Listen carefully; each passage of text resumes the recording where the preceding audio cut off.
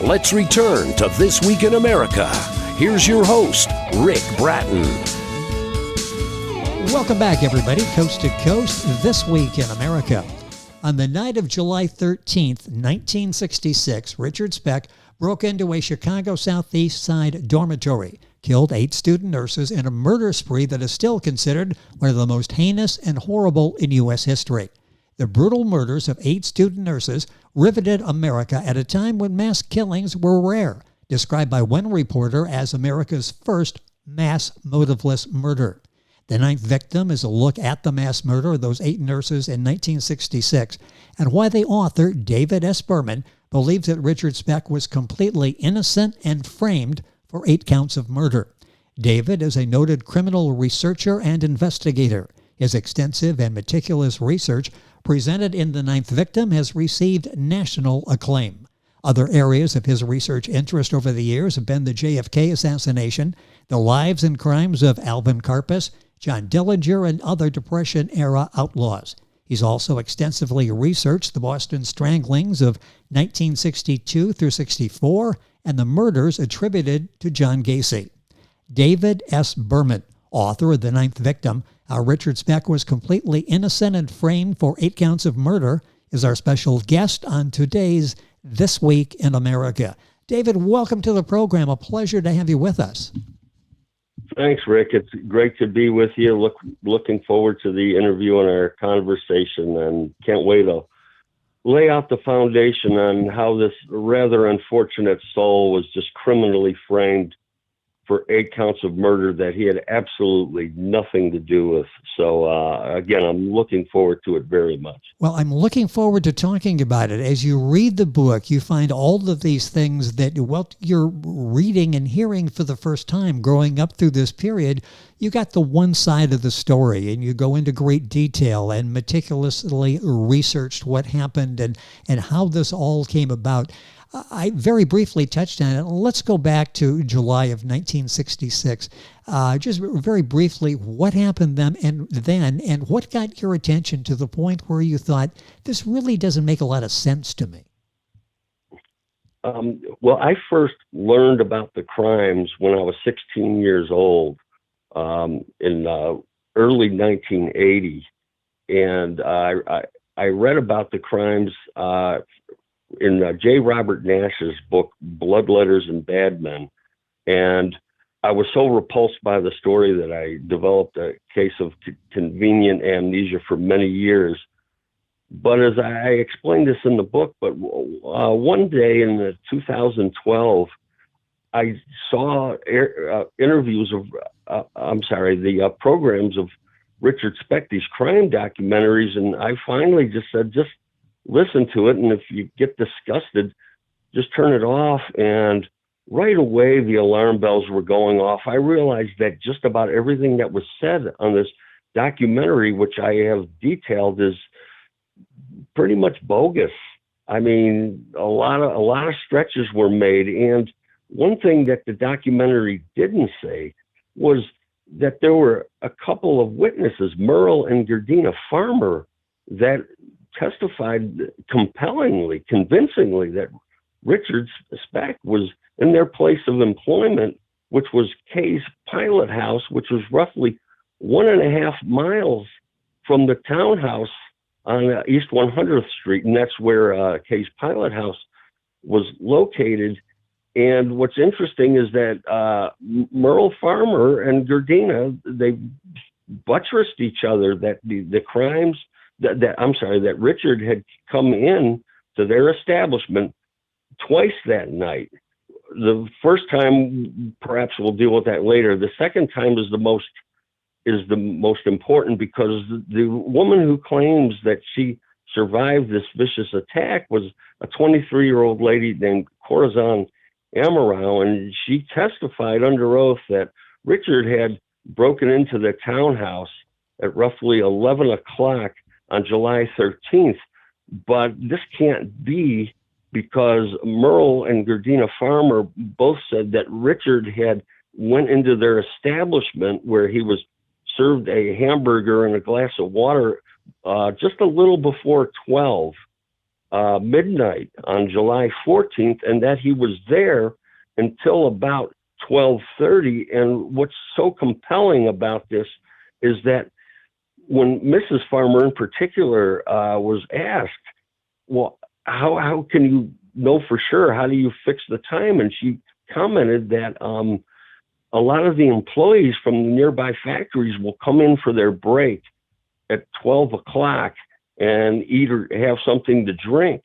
And Richard was there prior to that because she made a habit every day of going to the kitchen to get the kitchen ready for when the guys came in. And one thing I'll throw in right now is I am absolutely convinced that there were other people than the farmers that would have been able to have testified in Richard's defense, but they were scared off because the chief of police, Orlando Wilson, made these prejudicial comments that Richard was the killer and there was absolutely no question about it. So now how are you going to come forward when you're going against the chief of police and this poor 23-year-old woman who claims, that her nursing colleagues were killed? The farmers, and I go into it at great length and detail on how adamant they were. They would never have gone against the police department in Corazon Amaral if they weren't absolutely certain. And one last thing I'll throw in is that one of the companies whose employees would come into Kay's Pilot House during their break was the Arco Door Company. And I tried to locate former employees of the Arco Door Company to see if any of them else, any one of them would be able to corroborate the farmers as well. Because I'm convinced, again, they were there. They had to have seen Richard there. Yes. And what's interesting is I have never seen, and I have looked extensively for years for a crisscross reference directory. And so it's not just a crisscross reference, a crisscross directory with the streets, but it actually is a reference directory where it tells you the name of the person, if that person is married, if they are, what their husband or wife's name is, and if they're employed, where they're working. And yet I haven't been able to locate any of those. And to the best of my knowledge, I could be wrong, but to the best of my knowledge, I don't believe Chicago ever put out a crisscross reference directory. I even went to the Chicago History Museum, and I just couldn't find one. So I am absolutely convinced, and we can talk about this a little later, that other people knew where Richard was, what he was doing during this time, that Corazon Amaral said he was murdering her colleagues. And just so you know, she testified that the break-in occurred roughly 11 p.m. on July 13th, and that he left at roughly 3:30 a.m. on July 14th. And I state in my book quite firmly and emphatically, and I document all the reasons why, that the break-in absolutely had to have commenced at after 12:30 on July 14th. And I think the readers of this book, because so far they've all been overwhelmed at how such brazen and gross differences in the time could have been done. And what I believe happened is that the prosecution, they weren't sure how to play this thing, so they kept as many windows open as possible, and they knew about the farmers and how damaging they were going to be toward their case. And one thing I'll also say is that Prosecutor William Martin, he claimed that he provided the farmers as witnesses for the defense to Gerald Getty, who was the public defender of Cook County, Chicago, and he was Richard's head attorney. And Gerald Getty said no, he wasn't provided information on the farmers until late July. Well, the trial didn't even commence until February 20th. So they had no time to track down other people, virtually no time, because they were getting, the trial was held in Peoria. They're getting ready for jury selection. And, so they had no time to track anybody else down. I think you can find out and listen to David as he's talking. This is not just some accusations he's throwing out there. It is all meticulously researched and backed up in his book. And when you read the cross-references he has and all of the data he has, it really builds a compelling case to take another look at this. Someone we thought it was an open and shut case. He was the murderer, and he went to prison for it. Not that fast. It's a compelling book. The book is called The Ninth Victim. The book is available through David, and as we go through the program, I'll give you his address in Rocky River, Ohio, and where you can contact him, as email address as well, and we'll have that on our website, thisweekinamerica.us. You mentioned the lone survivor and the weaknesses in her testimony, and you talk about the theatrics of the prosecution and trying to beef up her testimony. Talk about that, because there was walking across the courtroom and really trying to emphasize that Speck was the man.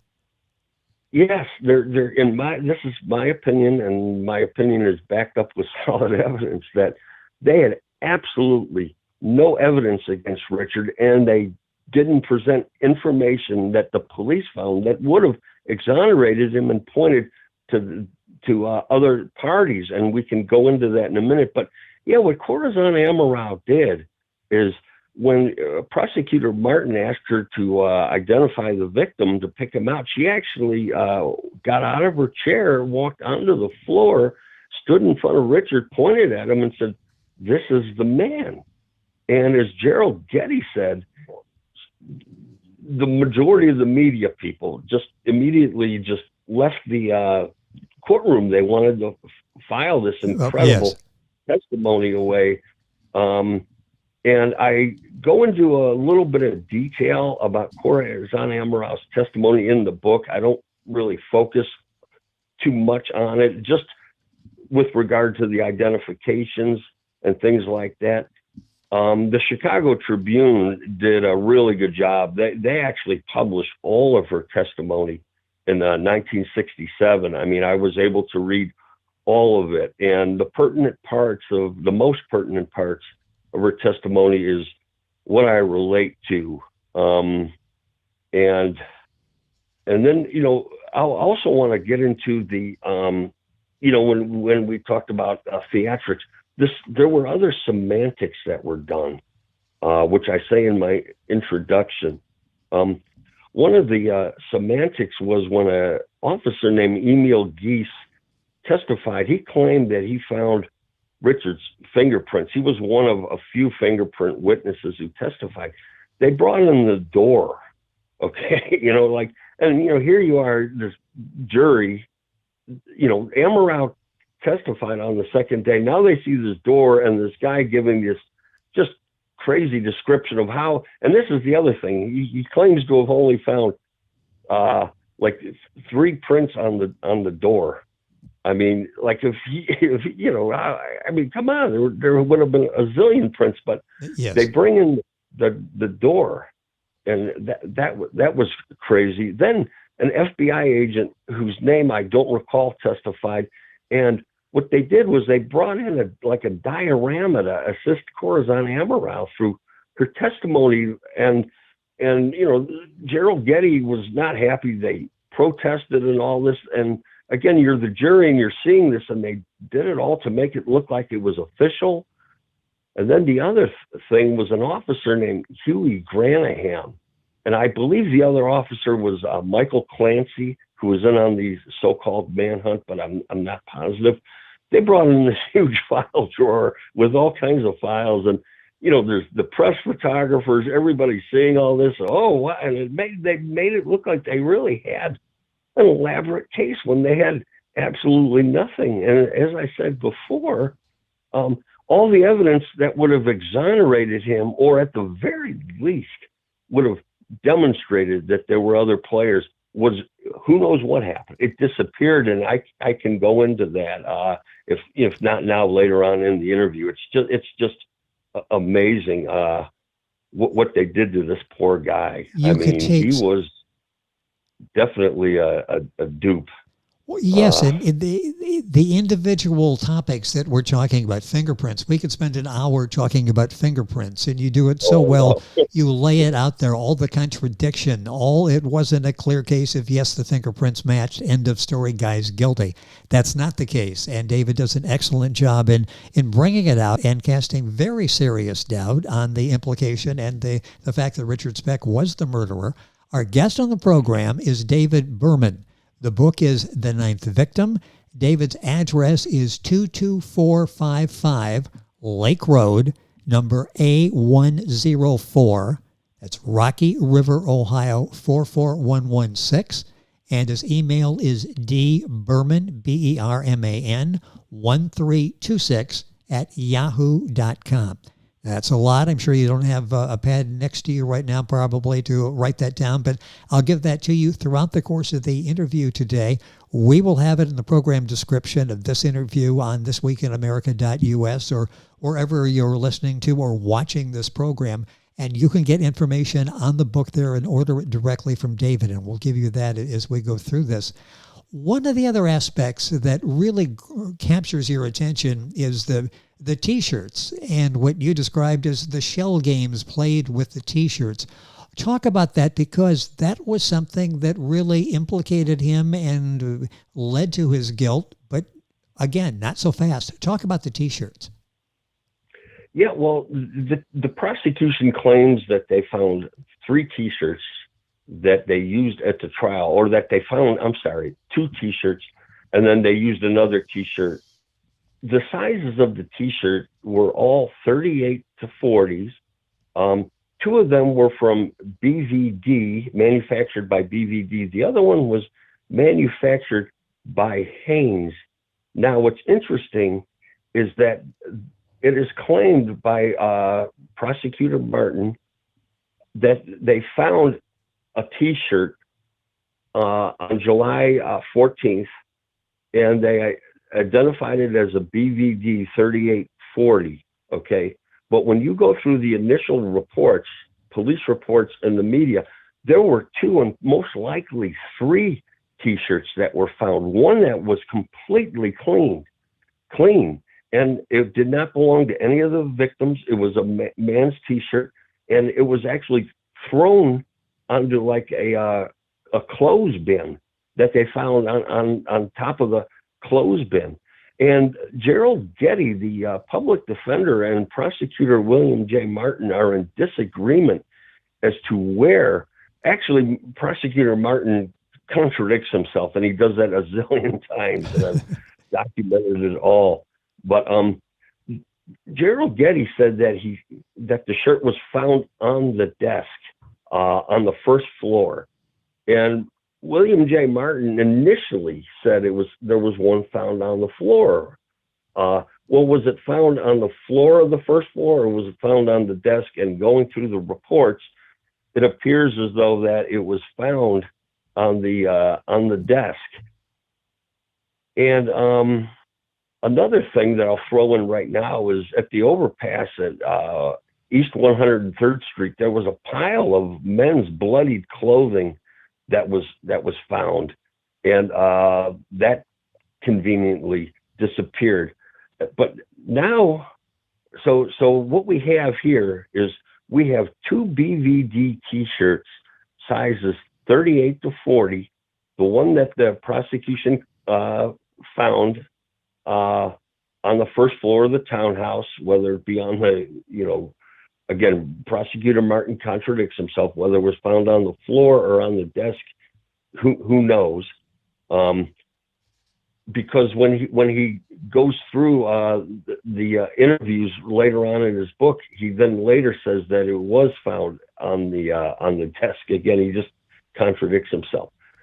And then you have, again, the T-shirt that Richard was wearing when he was taken to the hospital after his suicide attempt. That was also a BVD, size 38 to 40. But then in the 11th hour, a homicide officer named Jack Walenda on July 29th claimed that he found a Hanes T-shirt, 38 to 40, that it was somehow wrapped up or wadded into Gloria Davies' underwear. And the reason that this is important and why this is not kosher at all is because Andrew Toman, he was the coroner of Cook County, and he said that there was no evidence of any sexual assault.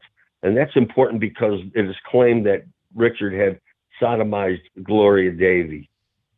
So when you have the coroner, Andrew Toman, who was a longtime coroner, saying there was no evidence of any sexual assault, and then you also have Dr. Eugene Tapia, who was the forensic pathologist who testified for the prosecution, and they offered and gave no evidence of any type of sexual assault or violation in any way. And the reason that prosecutor Martin said he didn't want Tapia to do this is because he didn't want Gloria Davies' family to go through all this additional anguish. And I just think that's a load of nonsense. And the reason I do is because if he really wanted to spare Gloria Davies' family, then why would he have Corazon Amaral testify to it? So these are the three shirts and that were used, and Gerald Getty goes along with it. But I mean, how in the world, 15 days after, do you just find this shirt? They knew that there was no evidence that anyone had been sexually assaulted. And this is where the psychology, and this is one of the ways Richard was set up. Why did they say and claim that Gloria Davy was raped, was sexually assaulted, when they had no evidence, and the professionals who looked at the case said that there were no professionals? And this is the thing.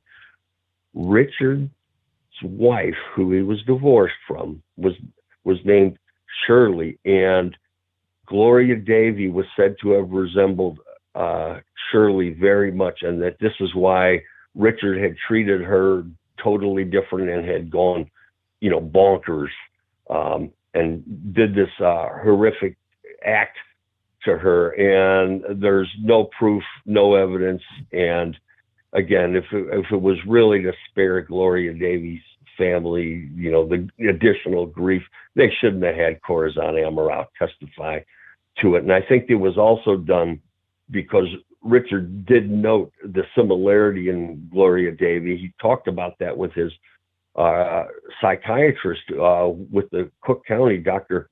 Marvin Zaporin, and the people that framed Richard Speck. They really did their homework on him. And I'll tell you, it's just amazing.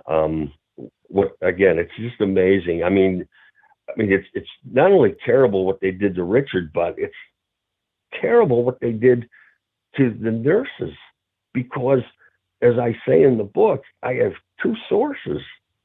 The nurses weren't the only people that were executed. There were other people who were killed.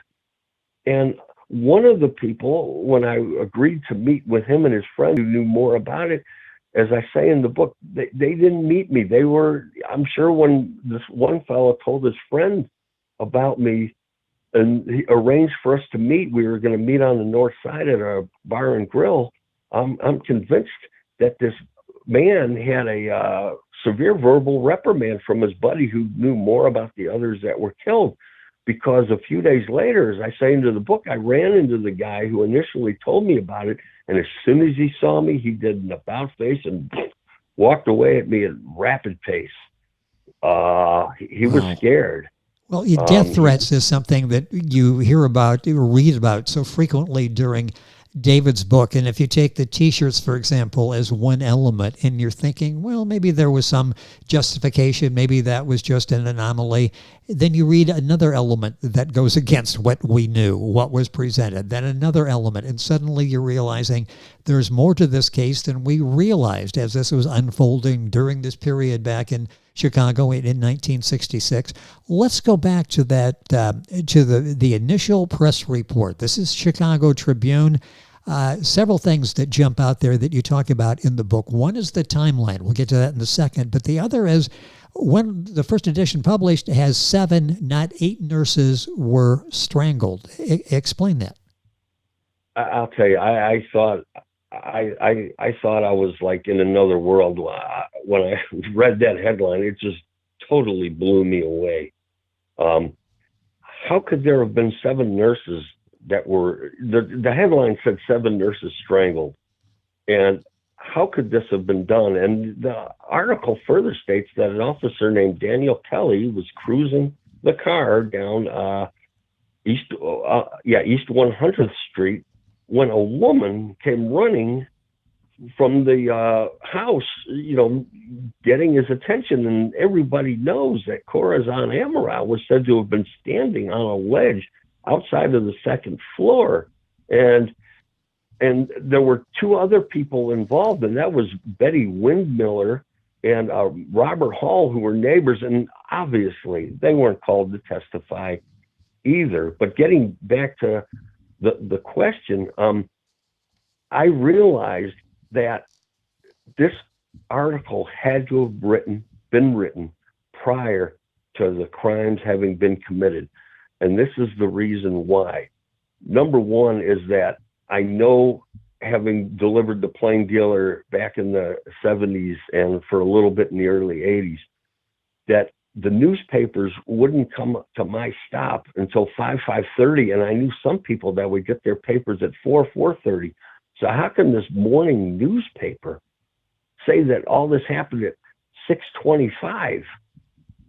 It just didn't make sense. And as I say in the book, I called a fellow that had been in charge of the printing and layout of the newspaper, and again, the times that he gave me coincide with what I was saying, but he was really interested in wanting to know. I wanted to know all this information because yes. I was asking him some very pointed questions. Now, here's the kicker, okay? Aside from Corazon Amaral, there were 7 nurses, okay? But Mary Ann Jordan, okay, who lived at home with her family, she stayed over that night, and she wasn't supposed to. So, in other words, how can they claim that 7 nurses were found when there were 8 found? Because they didn't know Mary Ann Jordan was going to be there. And what I do is I document this is Prosecutor Martin's version of what Officer Daniel Kelly said. Officer Kelly leaves a lot of wiggle room, and I get into that. He knows that there's another nurse there, and he's leaving wiggle room to account for it.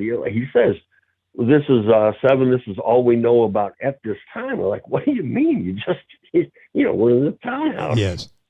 How do you miss the count on these corpses? This was a horrendous crime. Horrendous crime. So how do you screw that up? And they'll see the full documentation of what he said. And I've actually tried to get the original transcript from WIND radio to just see it for myself. What I did was I took what Prosecutor Martin said, Daniel J. Kelly said. He's probably telling the truth, but still I double check, triple check everything because frankly, I mean, he's dead. Prosecutor Martin's dead. He's not here to defend himself. But he told a lot of lies, and that's a harsh thing for me to say. There were a lot of omissions, and the reason I use that harsh word lie, because it's extremely difficult for me to believe that he wasn't lying, knowing that he was lying when he said these things and when he wrote these things. And I provide numerous examples of that all throughout the book, and it got really, I started to get really angry. How can you do this? By the way, Officer Daniel Kelly, he wasn't called to testify either. Leonard Pani, the second officer who arrived, the spelling of his last name is Ponne. He was the second officer that arrived and examined the crime scene in its original state. He wasn't called to testify. And I'll tell you the main reason why Officer Kelly was not called to testify. Because Martin, and this is one of those things that William J. Martin had to know about, but he lied. But he didn't outrightly lie. What he implied was that Officer Kelly went through the first floor, the front door of the first floor, and that's not what Officer Kelly said. He said that he went through the back door. And the reason that's important because is after they're contending that after Richard allegedly murdered these nurses, that he left out the front door and that the door was unlocked and open.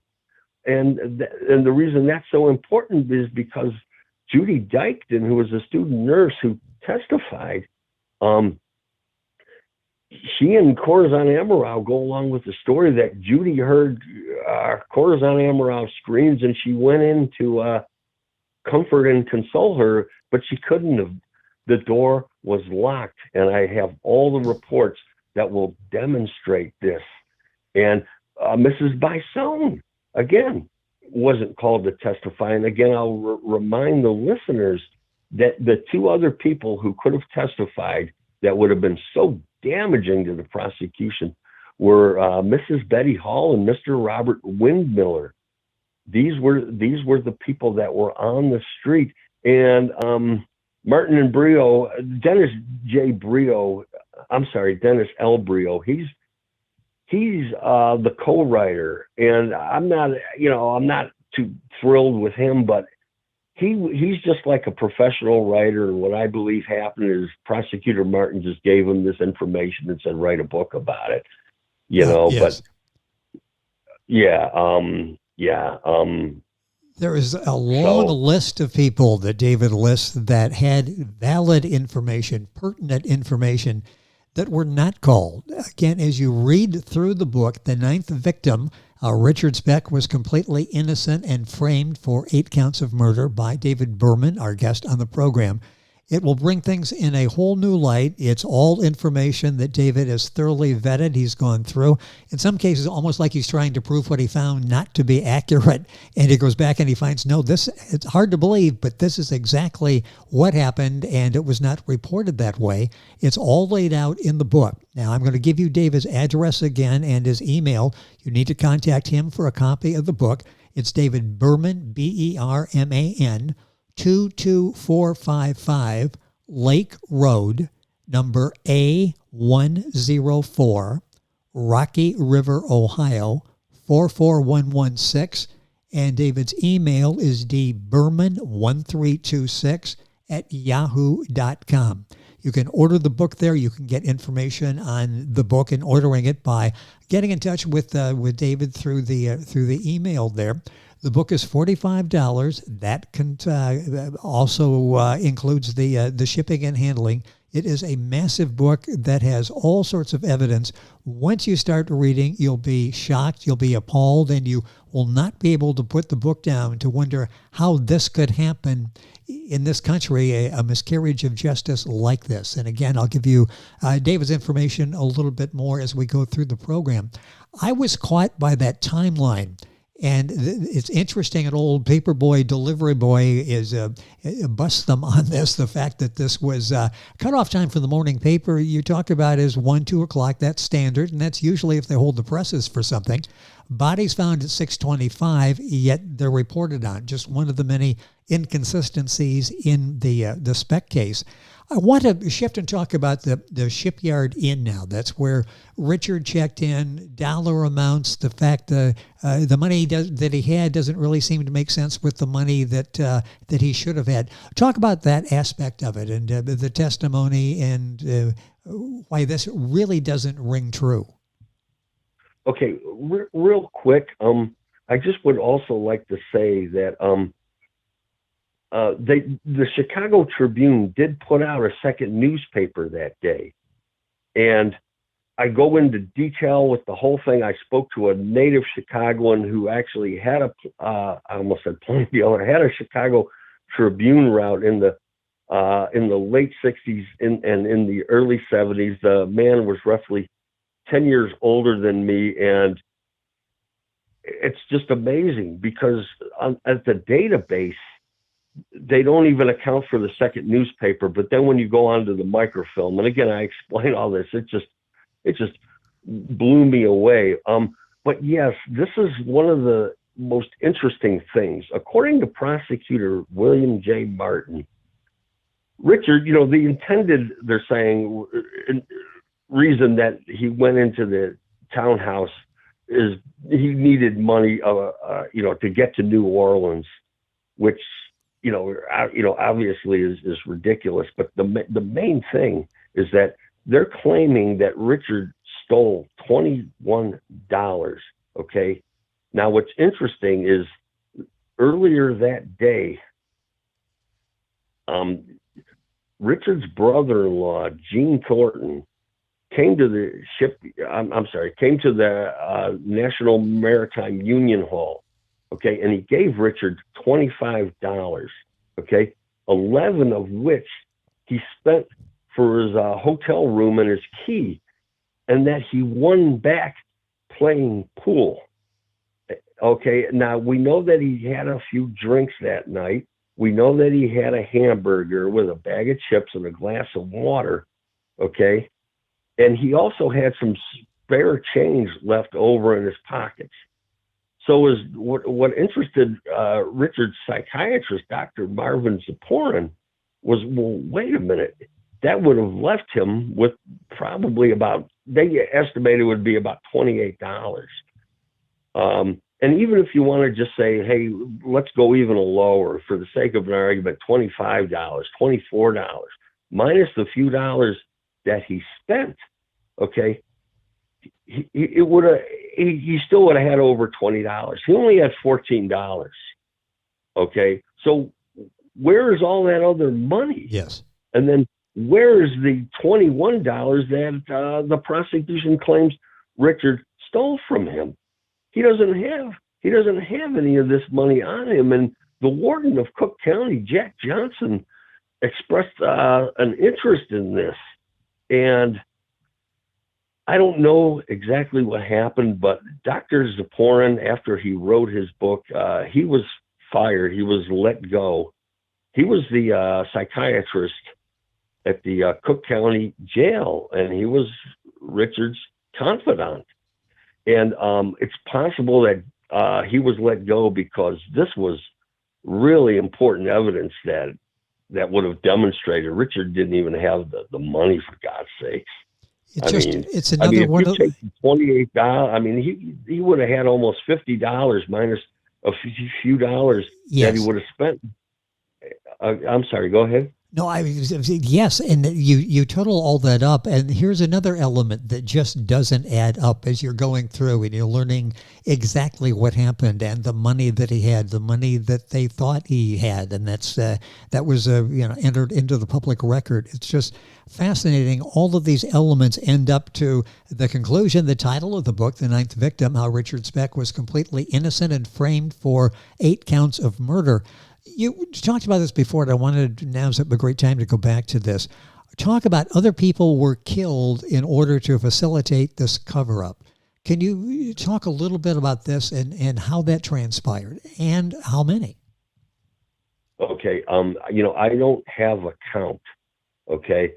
And what I was told, put it this way, the people that I had 2 sources tell me that were killed. And keep in mind, my 2 sources are from 2 totally different walks of life. One of them was a white fellow who grew up on the south side of Chicago. He was, I would estimate, in his very late 60s or early 70s, which means now if he's still alive, he would be in his very late 70s or early 80s. He appeared to be quite an affluent guy. Now, this is the guy that I was supposed to meet at this bar and grill on the north side, and he was going to bring his friend who had more information, and as previously explained, they didn't show up. And this other lady was a lady who I located on the south side of Chicago in a very rough neighborhood. She was a black lady, and she appeared to be very, she was poor. Let's just say that. So it was really interesting that two people from two totally separate walks of life told me essentially the same thing. And this is the way I look at it. The people that were killed, they were people who, according to what I was told, they were people that were living, they were living on the margins. And when you are living on the margins and don't have a lot of money or connections, the police at some times aren't always interested in pursuing any of this. Yes. And this one lady in particular just was really adamant about these people. And right now, I don't want to talk about exactly, in other words, to bring more information out as to what I mean by living on the margins. But let me just say this, okay? Richard left Kay's pilot house at roughly 12:30. Where did he go? Okay, and now we get into the money that's missing. In other words, if he had $24, $25 and he woke up with only 14, where did he go? What did he do? And there had to have been other people who saw him there, and they were people on the margins. And apparently, from what I had two sources tell me, I want to be perfectly clear. I have no proof of any of this. I haven't even been able to backtrack through the microfilms yet, but I had two sources mention these people, and it just blew me away when this second person told me essentially the same thing. Richard, he had a drug issue. He had an alcohol issue. He was known to use prostitutes.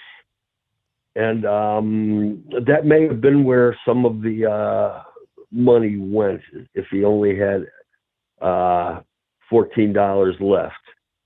And it's really interesting because, according to what I was told, that these were people on the margins, basically people that were living on the streets.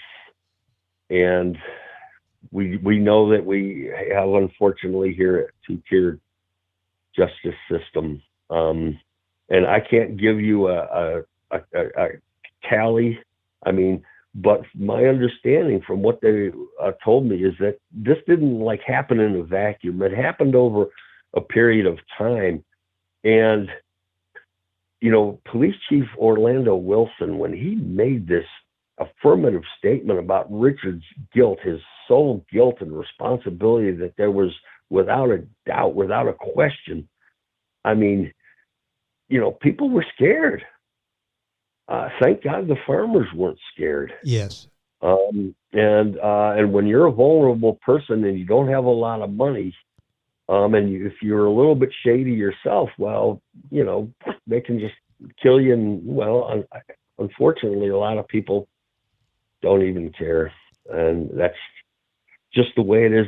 Now, Rick, if I could real quick, Sure. Getting back to the fingerprints and the T-shirts,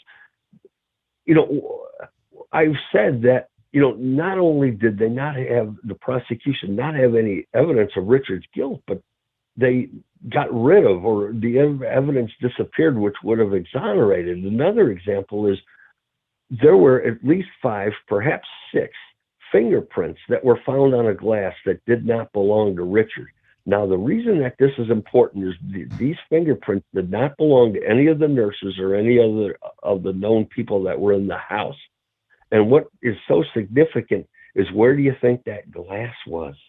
That glass was on the desk where it's claimed the first T-shirt was found. And this is the other thing that blew me away, is that it's claimed that Richard broke in by removing the screen and then, prying off the screen and opening the window on the first floor, which was adjacent to the back door entrance. Yes.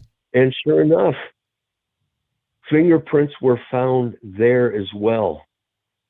But where did those fingerprints disappear to? My belief is that, the people were either let in or the door was opened the whole time, the back door, for the true killers to get in. And I provide ample information as to why I believe this to be the case. And they staged the crime scene afterward. And they really did their homework on Richard, because they left T-shirts that he was known to, of the same size that he had, particularly the BVDs. But what's interesting is when Gene Thornton, Richard's brother-in-law, testified, he said that the T-shirts, the majority, if not all of them, weren't Hanes. They were BVDs and Fruit of the Looms. So this 11th hour discovery by Jack Wallenda, remember, this was said to have been a Hanes that was found, again, wadded up in Gloria Davies' undergarments. And one last thing that is really important, because I do believe that Amaro, even though she may have been under some kind of mind control, or I don't know what was going on with her, but it's claimed that the nurses didn't try to fight back. But one of the other things that would have exonerated Richard was that Merlita Gargulo, according to the initial report, she was one of the Filipino nurses. She, long strand of black hair was found clutched tightly in her hand. Okay. And Richard's hair was neither long nor was it black. So who did that hair belong to? Wow. And I definitely believe Patricia Matusik fought back. She was, the coroner's report was that she was killed by a violent kick to her abdominal area, which means she must have put up a really good struggle. And as far as the other gory details of the other nurses, I mean, it's cringeworthy. I mean, Suzanne Ferris stabbed 18 times? Lord. Yeah, it's incredible. And it's interesting when you mentioned Matusik, her father, Joseph, father of Patricia, was not called to testify. Explain why that happened or didn't happen. Okay. Well, the prosecutor Martin claims that the reason Joseph Matusik wasn't called as to the jury to testify as a life and death witness was because he was so grieved by his daughter's tragic death and he was so emotional that they were concerned, they being the prosecution, that Judge Herbert Passion was the judge, that he would have possibly ruled a mistrial due to an overly emotional display of grief and anguish. Oh. And I, as I say in my book, that's complete nonsense. When you look at the latitude that Judge Passion gave to the prosecution, but not to Gerald Getty. And real quick, I'll say this, that the fingerprints, Richard's real fingerprints were scarred, and the fingerprints that the prosecution used didn't reveal any scars. And when Gerald Getty requested the jury be given magnifying glasses, Judge Passion declined the request. I mean, we can just go on and on and on. But getting back to Joseph Matusik, okay, he claimed, now Patricia Matusik was at home for the better part of 3 days, and I initially became interested in Patricia Matusik right away, that all these young ladies, these nurses, were very courageous. They were fine ladies. And as I say, they were heroes, unsung heroes. If there's anyone that's the biggest hero, my opinion is, based on my research, that it's Patricia Matusik. And I found out that she was not at the townhouse for a few days. And I kept thinking, well, you'll eventually find out when she left and the circumstances under which she left the townhouse. I mean, they were getting ready to graduate. They had final exams, these nurses. And she had pressing duties at the hospital. why would Patricia Matusik leave the townhouse and go and stay with her family, her parents? And I'll answer that in a moment, but the reason why, in my opinion, Joseph Matusik wasn't called to testify is because he said that Patricia didn't even leave the house until 10 o'clock. And according to the theory of the prosecution, at roughly 10:30, Corazon Amorau went to the back rear bedroom. For whatever reason, she didn't check the bedroom where Nina Schmale and Suzanne Ferris lived, where they roomed. And she happened to notice that the light was off and that Patricia Matusik and her two roommates, Pamela Wilkening and Valentina Passion, that they were in bed with their lights off. Well, how could Patricia Matusik have arrived at the townhouse, been in bed already with the lights off by 10 o'clock? And as I say, I did 7 time trials in my, that I talk about in my book, from the Matusik's residence, which was at 10815 South Michigan.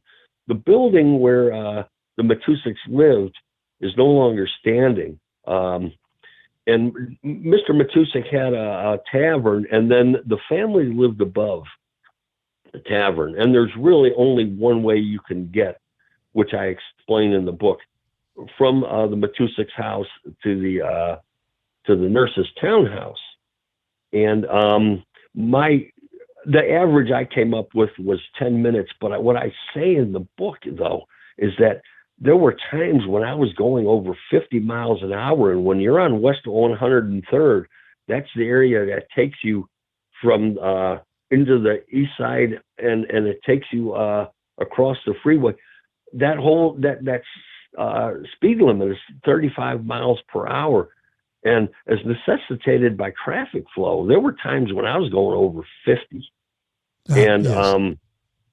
And the other thing is that this was late at night. It was dark. So, I know just for myself, I always drive slower in the dark. Yes. And I'm looking around, I'm more cautious. So the absolute earliest, by the time you arrive, and by the way, they lived at the corner, 2319 East 100th Street is at the corner of South Oglesby and East 100th. That's a one-way street. So there was only one way to go. You had to head north down on Oglesby, and then you made a left-hand turn. In other words, you headed west on East 100th, and you basically did like a U-turn so you can park in front of the house. So all this would have taken additional minutes. Then whoever drove Patricia home, I would imagine Patricia probably spoke to this person for at least a couple minutes. Then I go into all the details that, it was a hot, sticky night. She probably wanted to shower, get her clothes ready, say hi to her roommates. This whole thing that she was in bed at 10:30 to me is just preposterous. And this is, in my opinion, why Joseph Matusik wasn't called to testify, because, as I say in the book, I don't believe that Gerald Getty would have subjected Joseph Matusik to a examination. As a matter of record, Gerald Getty said that as far as he was concerned, there was no argument, there was no dispute about the nurses who were killed, that they didn't even have to testify. And once again, Judge Passion said that they're going to all testify. They really had no case against Richard. There were 52 or 53, I always mix it up, witnesses.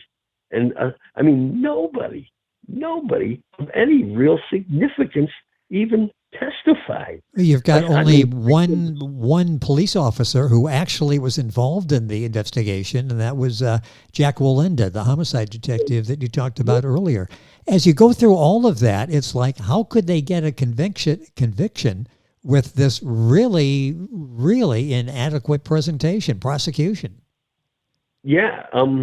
It's interesting. Now, there were other officers that testified, the majority, if not all of whom, had to do with the fingerprints. And real quick, just to get back on about Richard's fingerprints being scarred, think about this.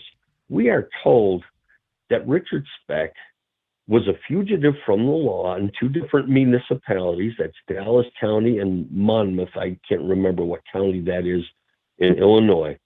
How does a guy get employment as a merchant seaman and you had to be cleared by the Coast Guard? His fingerprints were on file. So Emil Geese, the officer that made the initial fingerprint identification, he identified it from only Richard's Coast Guard files. And my contention is that those files were not his, because Richard wouldn't have been able to pass the background check to obtain employment on a commercial ship on the Great Lakes through the NMU, the National Maritime Union Hall, with his fingerprints. And here's the other clicker. Richard, they say, had two names that he went by, Richard Franklin Speck and Richard Benjamin Speck. Now, what's interesting is Benjamin is Benjamin, but that's not the name on his merchant seaman's card. It's Benjamin Speck, Benjaman. So by having a different middle name and not submitting his fingerprints so he could pass it, that's how he was enabled to pass it, the background check, to be hired. And here's the clicker. You know what the excuse that Prosecutor Martin says that the Coast Guard who allegedly took Richard's fingerprints couldn't testify? He was not readily available. Yeah, I had to read that twice to make sure that I was understanding it correctly. But yes, he was not readily available. Yeah, so they called a fellow named Jerry Richards to testify in his place. And Prosecutor Martin really does a duck under go behind on Richard Speck and Gerald Getty. I mean, it's amazing. They're saying that they made the identifications also from the fingerprints upon when he was taken into custody and taken to the Cook County Hospital. But according to the Chicago Sun-Times, no, they were also taken from his Coast Guard prints, which weren't his. So the fellow who made the initial identification was Officer Emil Geese. Okay, he found the first print, and then the man who's claimed to have found the second prints was an officer named Burton Burke, who was supposed to be this genius when it came to fingerprints. He didn't testify. Okay, and so what happened is the fingerprints that Burton Burke examined were switched. Okay, they had to have been switched into the files that the other fingerprint witnesses testified to. Yes. You know, and Burton Burke, they give some lame excuse as to why they decided that he didn't want to testify, and that and again that Emil Geese would testify. So when I say that the prints were switched, is that Burton Burke couldn't have made the two identifications from Richard's actual Coast Guard records, but because he would have noticed that they weren't the same. But what happened is Emil Geese made the initial identification from those Coast Guard records. So when I say the prints were switched, that they used the Coast Guard prints, and when Emil Geese testified, because he would have known that they were different prints than what Burton Burke had examined, because Burton Burke examined the prints that were said to have been extracted from the door and from a glass that they claim was found in Richard's room.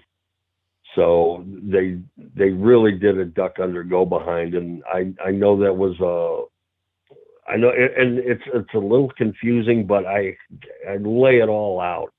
It's all laid out meticulously. You're able to follow it if you need to go back and do reference. You've got great information at the end of the book as well. It's just so well laid out, and each page will get you downing even more exactly what happened and who committed the crime. We've got a few minutes left in the program. Before we wrap up, and I'll give the information on where the book's available, how you can go about getting it, and get in contact with David.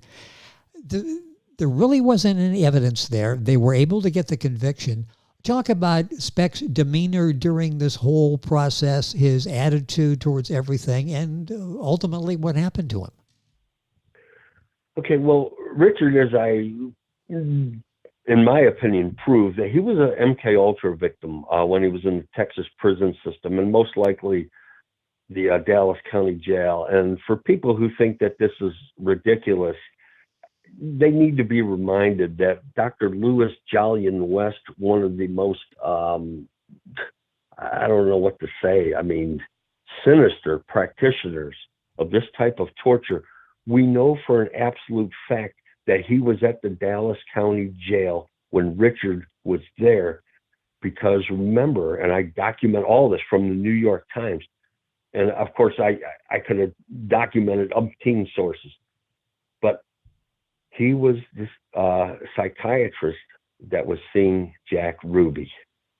Okay. And Jack Ruby, I'm convinced, was also tortured as related by his paranoid nightmares, which, is unrelated. But so we know for a fact that he was there. And this explains all the chronological anomalies.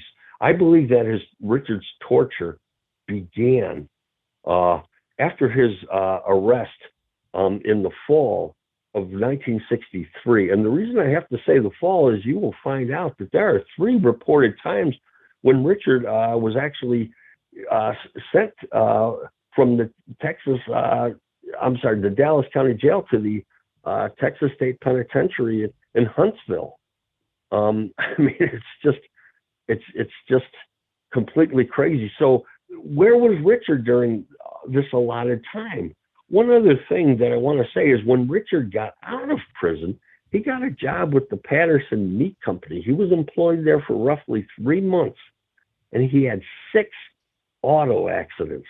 Now, here's a guy that worked almost 3 years as a driver for 7-Up. He had a clean record, no problems.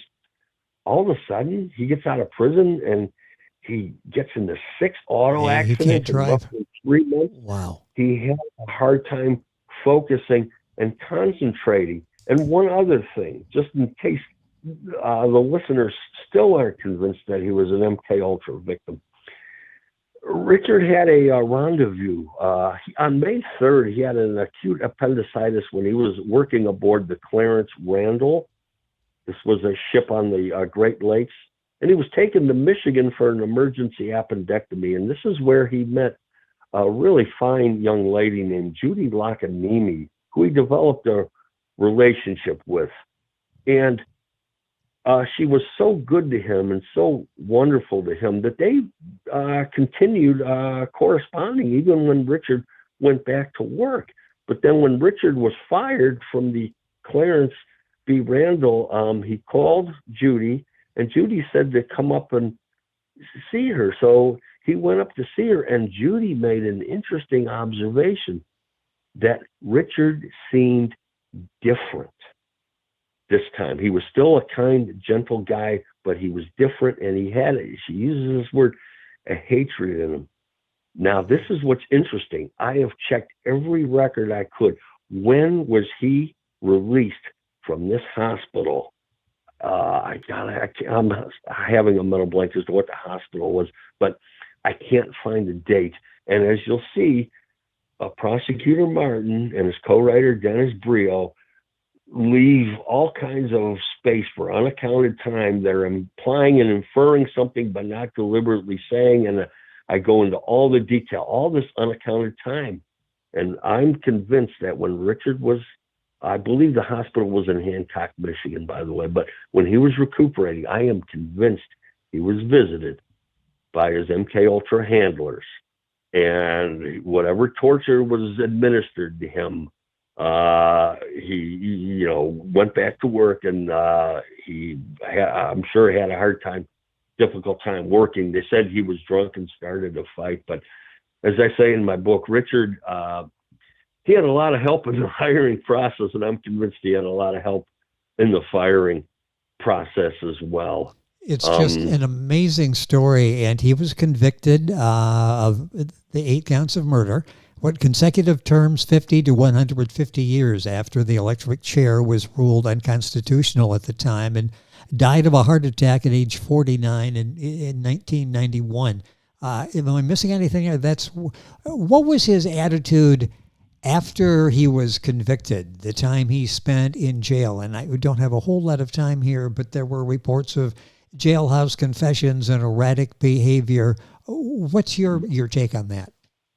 Yeah, Richard, he was led to believe. I get into MK Ultra triggering advices like Corazon Amaral saying that Richard had noticed a woman in a yellow dress. Things like that are known tactics of MK Ultra.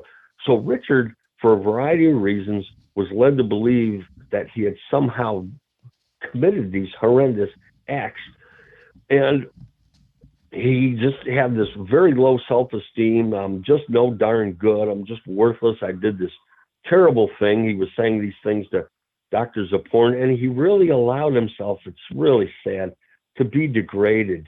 And when he was at Statesville, a film was made, which is hard to believe, and apparently he, had grown a pair of breasts and was making himself available to be degraded by other inmates. He just felt so bad and terrible about himself, and I'm reading into it, but I do believe that his attitude was, I deserve this after these horrendous things that I did. And it's really interesting that these inmates who filmed him, it looks like they were rewarded heavily for that, but that's how desperate the people were to try and get a confession, because he never made a confession.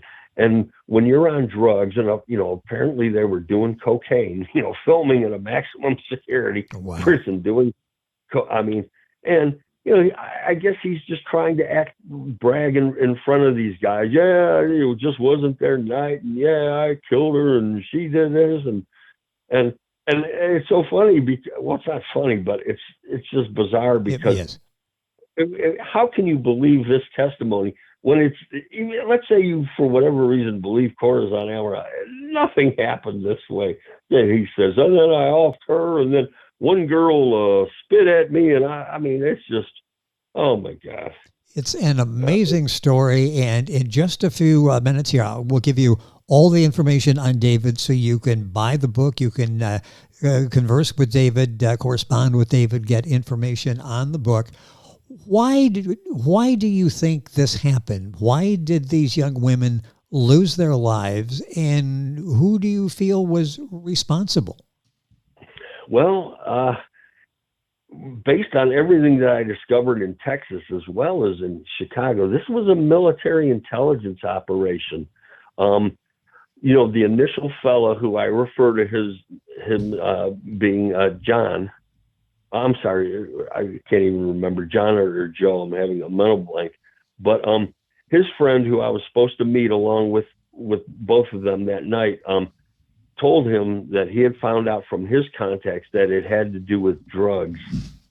And I'm suspicious that, and I get into all the reasons why, that the Filipino nurses were unwittingly, at least most of them, being utilized as mules for the transportation of heroin and, opium. Yes. One thing I do know is that the Philippines was the main transshipment point for the opium that was harvested in the Golden Triangle. And I know that opium is very important when you're making, hospitals need it also. And I'm just having a mental blank. when you're dying, a person, morphine. Okay. Yes. Yes.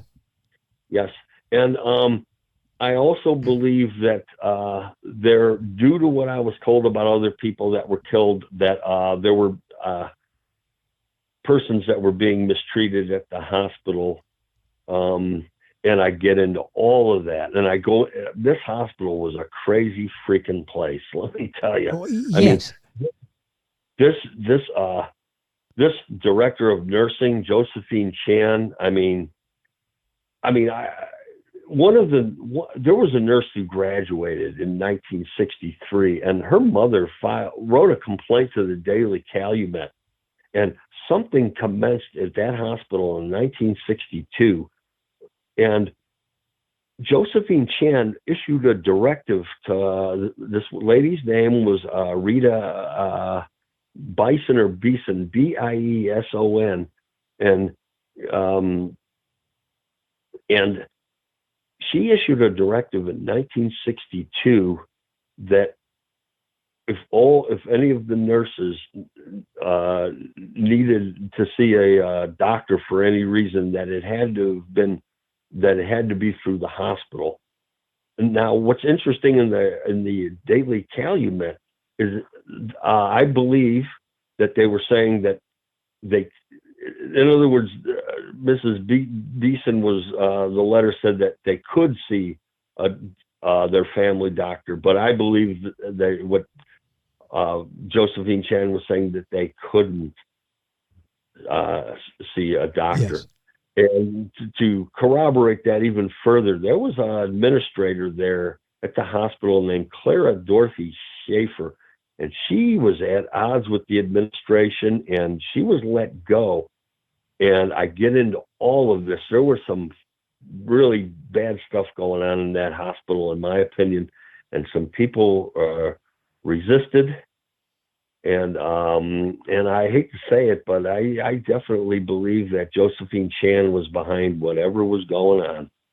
You know, I vaguely remember at the time reading this that there were some issues with the hospital, the nursing school, something going on, and then Speck was the focus, and all of that speculation stopped, and it was all focused on Richard Speck, and it ended up as everybody thought it was going to. He did it. He was guilty. The cops say he did it. He was convicted and went to jail. This book will open your eyes, and I think you see the passion that David has to find the truth, going back through a microfilm, for those of us old enough to remember microfilm, to find the facts, to lay this case out, to go back and to verify what he's been able to read, the research that he has done. His name is David Berman, Berman. His address is 22455 Lake Road, number A104, 22455 Lake Road, number 22455 Lake Road, number A104, Rocky River, Ohio, 44116. His email, dberman, Berman, 1326 at yahoo.com. All of this on our website, thisweekinamerica.us. David explained the cost of the book is $45. That includes shipping and handling, and you've got literally years of research all documented in this book. Yeah, I got started in 2012, so it's been 12 years, and I just want to briefly explain, $45 sounds like a lot, but I decided to go, in other words, I'm making a claim, and that has upset a lot of people. Okay. I'm saying that this man who is hated around the world is completely innocent, and I have to back it up. Yes. And I'm backing it up. I'm putting my money where my mouth is. I published this privately because I wanted to leave no stone unturned and conclusively demonstrate that he was completely innocent. And so the book it's not for a casual reading. It's not one of those books you read one time and put down. It's a big, thick, expensive book. It cost me just about almost to a T, $30 for each book. I ship all books, media mail. That's another $650. And then I don't chintz on shipping either. I don't use just merely one bubble envelope. I put 2 bubble envelopes. So I figure the total on all that comes to $45. And I know that's a lot of money. Trust me when I tell you, I'm not in this for the money. I'm not going to make a dime off of any of this. I just want something to be done for these nurses, something to be done for Richard Speck. I just want the word out there.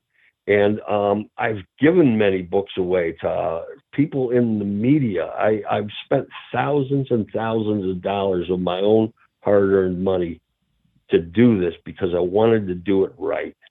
Well, and I wanted to tell the story and get it out there. And I just wanted to do it myself and to do it my way, because editing to me is just another word, even though the book is editing. But when you read my book, you're going to see how thorough and full it is.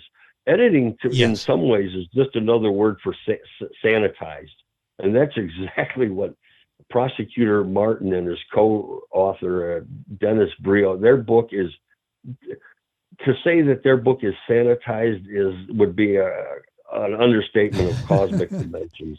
I mean, it really would be. Well, without a publisher saying you can't do this, and we do need to do more editing here, you did it yourself. You presented the case that you've spent years researching and putting together and done an excellent job. Before I give the address one more time, just to sort of tie things up here, another 30 seconds or so here at the end, when people read this, and maybe reluctantly because they're thinking that's a lot of time, that's a big book, and this guy was really guilty.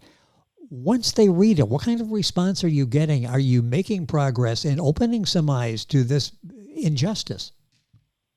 Yes, I definitely have. The book's been out for some time now. And what I wanted to do was build a spontaneous, grassroots, really organic movement of people. I hate to say this, but when it comes to a lot of law enforcement, even the good cops, and the majority of them are good, just like the majority of the people in the media, they have bureaucratic resistance.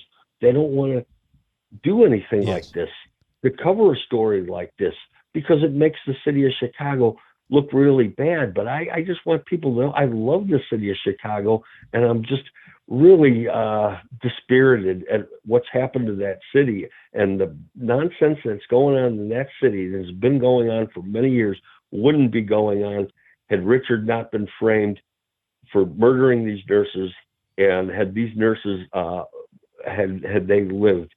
They were heroes, these nurses. I want to say their names real quick. Patricia Matusik, Valentina Passion, Pamela Wilkening, Nina Schmale, Gloria Davy, Suzanne Ferris, Merlita Gargulo, and Mary Ann Jordan. As I say in the introduction, most likely the most unsung, unknown heroes, not only in contemporary history, but the history of the world.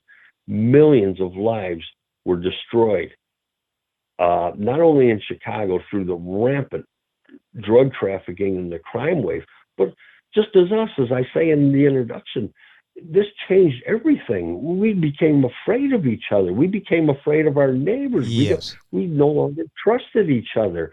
I mean, I was very young. I was only 2 years old when the crimes happened, but to talk to the older folks, and I've spoken to thousands of people, they just say how devastating this was, that this crime changed everything, not just in Chicago, but in the United States.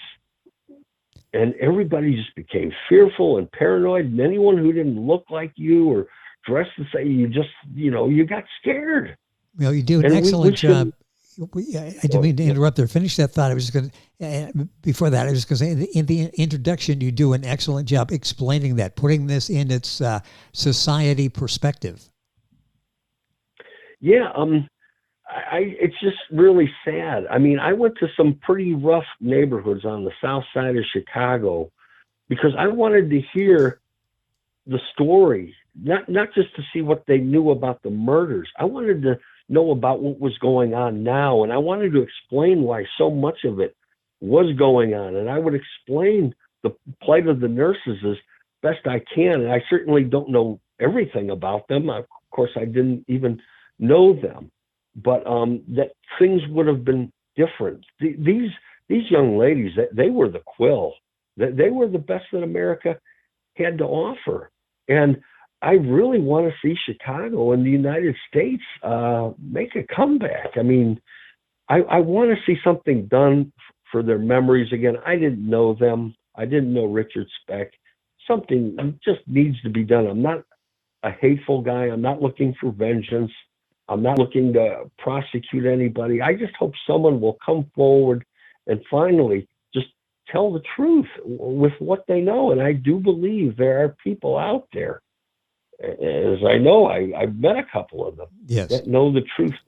Well, They're not going to come forward in an environment that's so hostile. Again, Richard Speck is hated by everyone. The hostility that I encountered was pretty amazing. But a lot of people were just blown away. They're just like, I can't believe this.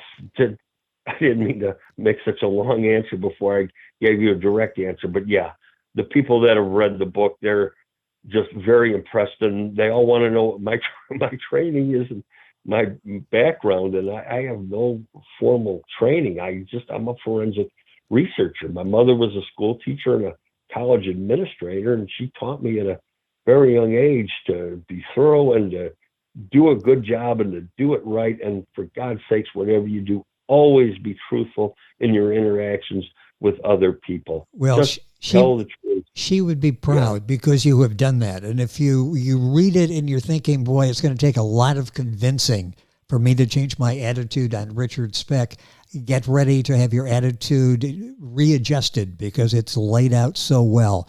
Once again, our guest today has been David Berman, Berman. The name of the book is The Ninth Victim, How Richard Speck Was Completely Innocent and Framed for 8 Counts of Murder.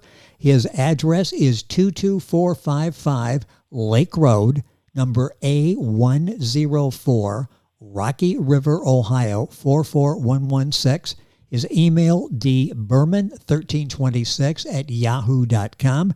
Information in the program description on our website, thisweekinamerica.us, and wherever you're listening or viewing this program, all the information to get a hold of the book. $45 includes shipping. David, it's been a pleasure. So much that we've covered during the course of the program, so much more available and explained in greater detail in the book. Been a pleasure having you on the program. Excellent job in presenting this case. It's laid out so well. Thank you for being with us on the program. Thank you so much, Rick. It's a pleasure talking with you, and I really appreciate the opportunity that you've given me. I really do, because a lot of people just don't want to handle this story, and you are to be commended for that. Well, so, you put all the work into it. And, well, I appreciate the kind words. You have put the work into it. You've documented everything, and it's all there. The book is The Ninth Victim, How Richard Speck Was Completely Innocent and Framed for 8 Counts of Murder.